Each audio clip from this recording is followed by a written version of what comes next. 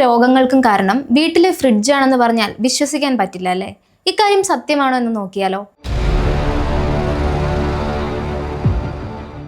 ജനഹിതം 24/7 എല്ലാവർക്കും സ്വാഗതം.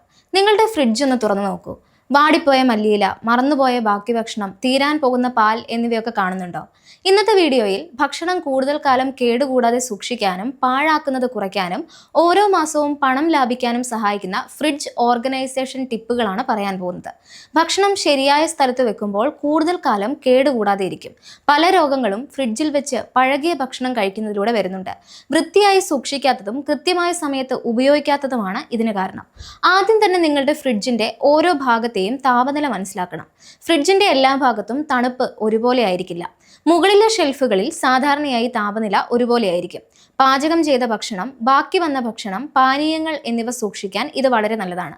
നടുവിലെ ഷെൽഫുകൾ പാല്, തൈര്, പനീർ, ചീസ് തുടങ്ങിയ പാൽ ഉൽപ്പന്നങ്ങൾ വെക്കാൻ അനുയോജ്യമാണ്.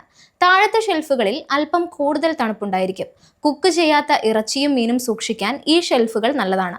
എപ്പോഴും അടച്ച പാത്രങ്ങളിൽ വേണം ഇവ സൂക്ഷിക്കാൻ എന്നും ശ്രദ്ധിക്കുക. ഏറ്റവും താഴത്തെ ക്രിസ്പർ ഡ്രോയറുകൾ പഴങ്ങളും പച്ചക്കറികളും സൂക്ഷിക്കാനാണ് ഉണ്ടാക്കിയിരിക്കുന്നത്.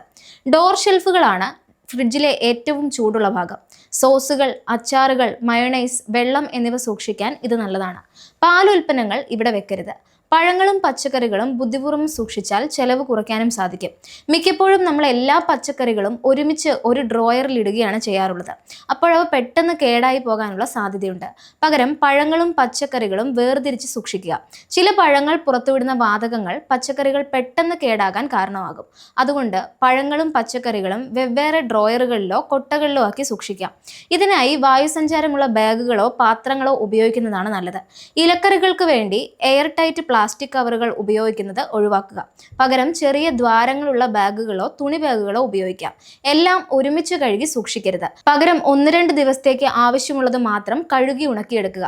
അധികം ഈർപ്പം വരുന്നത് പച്ചക്കറികൾ പെട്ടെന്ന് കേടാകാൻ കാരണമാകും. കൂടുതൽ ഈർപ്പം വലിച്ചെടുക്കാൻ പാത്രങ്ങളിലോ ബാഗിലോ ഒരു ചെറിയ ടിഷ്യൂ പേപ്പർ വെക്കാവുന്നതാണ്. ഭക്ഷണം പാഴാകാനുള്ള പ്രധാന കാരണങ്ങളിലൊന്ന് നമ്മൾ ഏതാണ് ആദ്യം സൂക്ഷിച്ചതെന്ന് മറന്നു പോകുന്നതാണ്. ഈ പ്രശ്നം നിങ്ങൾക്കുണ്ടെങ്കിൽ അത് മറികടക്കാൻ ഭക്ഷണം ലേബൽ ചെയ്യുകയും പഴയത് ആദ്യം ഉപയോഗിക്കുകയും ചെയ്യുക.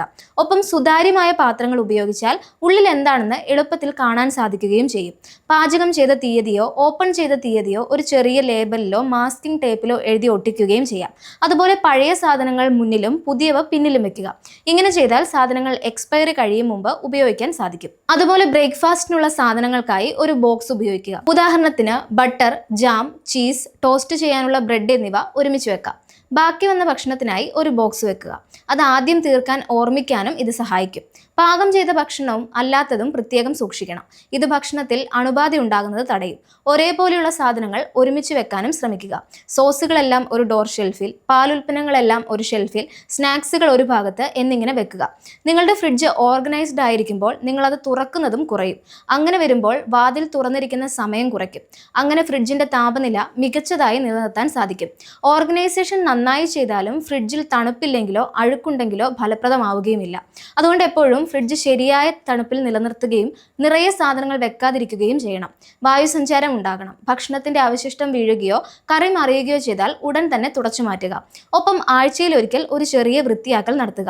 വൃത്തിയുള്ള ഫ്രിഡ്ജ് ഭക്ഷണം കേടുകൂടാതെ സൂക്ഷിക്കുക മാത്രമല്ല നല്ല മണം നൽകുകയും ചെയ്യും. ഇങ്ങനെ ഫ്രിഡ്ജ് ഓർഗനൈസ് ചെയ്ത് ഹാക്കുകൾ ട്രൈ ചെയ്താൽ ആരോഗ്യകരമായ ജീവിതം ലഭിക്കും. ഇത്തരത്തിലുള്ള മറ്റ് വീഡിയോകൾക്കായി ജനഹിതം 24/7 സബ്സ്ക്രൈബ് ചെയ്യൂ. മറ്റൊരു ഇൻഫോർമേറ്റീവ് വീഡിയോയുമായി വീണ്ടും കാണാം.